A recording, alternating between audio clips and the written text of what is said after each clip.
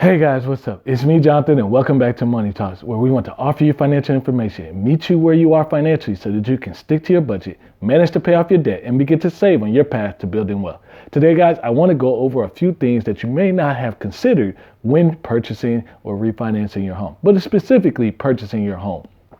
If this is your first time joining me here on the channel, go ahead and hit that subscribe button and you'll be notified every time I upload a new video.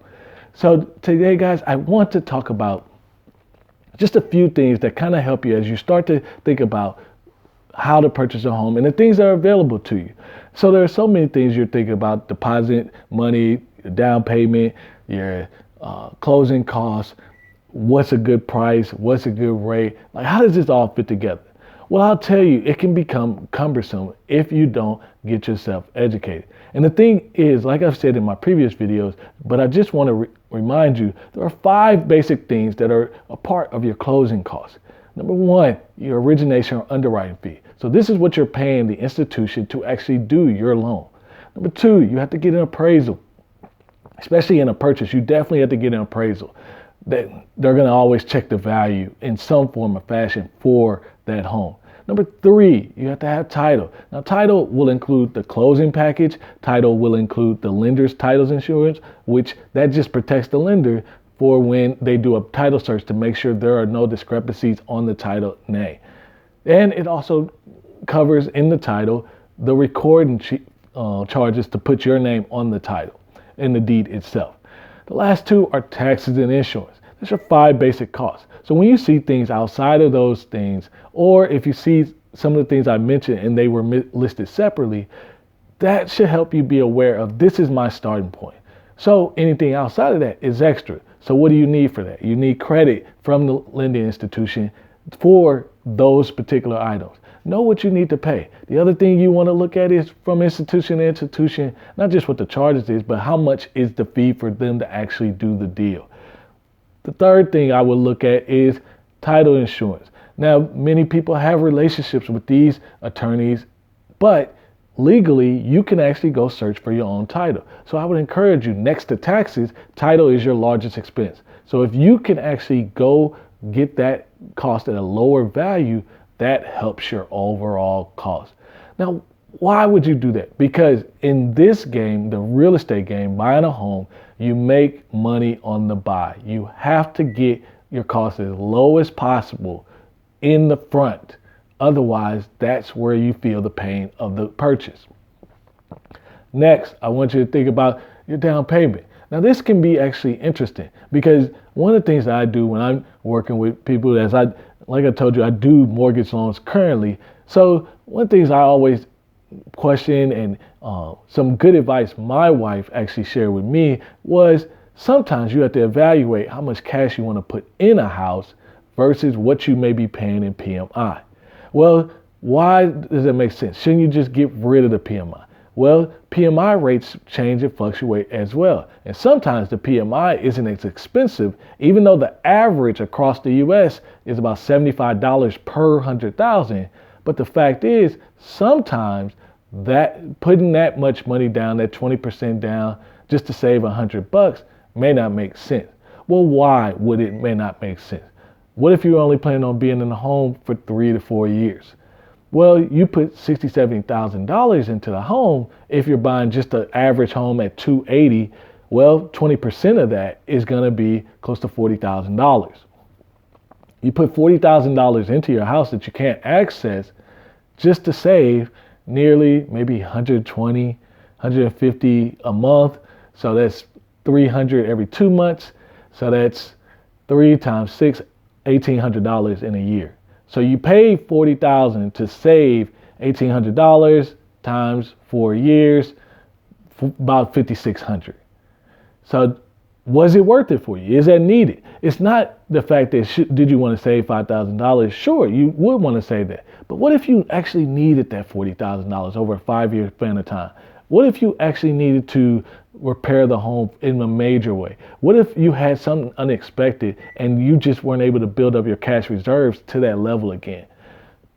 Should you, in order to get that money, you can get it, but to withdraw it out the home at this point, you will have to take a home equity line of credit, refinance the home, cash out. And think about where you're at right now. Rates are historic lows. 5 years from now, will rates really be at 2.2 anything, 2.7, 3%? Is that really feasible? So you're going to pay a higher premium just to take out the money. It's not that PMI is the devil or buying this home can stop you. It's more, really think about your full financial picture and where you want to invest the money. Me personally, I do like the flexibility of my money being outside where I can make moves or invest more into the stock market or get some repair done, things like that. But also in that time, why else in a 5-year span of time? Well, real estate typically grows at a 3-year span of time. Over the course of 3 years, your real estate should have increased in value. If not, again, you should be evaluating the area before you go buy a home in it, because that's part of buying real estate. You want to get the growth of the appraised value. The next thing I want you to think about in actually buying this home and this purchase, really evaluate what does your down payment look like. So again, we talked about it on one end with do you want PMI? But also think about, hey, there are some people that, hey, I just want to get into the house. Typically the lowest is 5%, but you could sometimes put down 3% and maybe you take a little bit interest rate hit, meaning the interest rate may be a little bit higher. The same thing happens. How much value you have in the home, how much money you put down can sometimes affect the interest rate, but you have to look at each one, 60%, 70%, 80%, 95%, 85%, whatever you're comfortable spending down, you have to look at that to understand what's going to change. And look at what's the change. Is it a little bit, a half a percentage point, a quarter percentage point up? Well, that's typically about $40, $50 difference. Interest wise, you'll probably be paying $300 to $400 extra a month on the average loan price. So it's really important that you understand, again, the value of your cash, especially if you're buying during this time. If you want to buy a home, but you want to be cautious or you want to take your time as far as what money you put in, well, then make sure you go into a conventional loan. Second, keep your cash on the outside. When you feel comfortable, you can always put that money into the loan and then pay down the loan to value to 80%. The other thing I would say is if you do take out PMI, there's a 2-year contract. When you have PMI that you cannot pay, remove the PMI within the first 2 years. That's how PMI works. But it's important, again, because if you're going to keep that on there, you have to keep it for at least 2 years. I hope this kind of helps you with some of the details or some of the things that don't oftentimes get discussed when purchasing a home. But if you find value in it, go ahead and hit that subscribe button and also hit that like button so that others can get notified of the content. Before I let you go, if you have a moment, please look down at the link. And if you are able or we're looking at Webull, you can have 4 free stocks just by opening up your Webull account today. 2 for depositing $100 on the platform, and the other 2 just for opening the account. If the offer expires on the 14th of December, so you don't have much time. Thank you guys, and I can't wait to see you guys in the next video.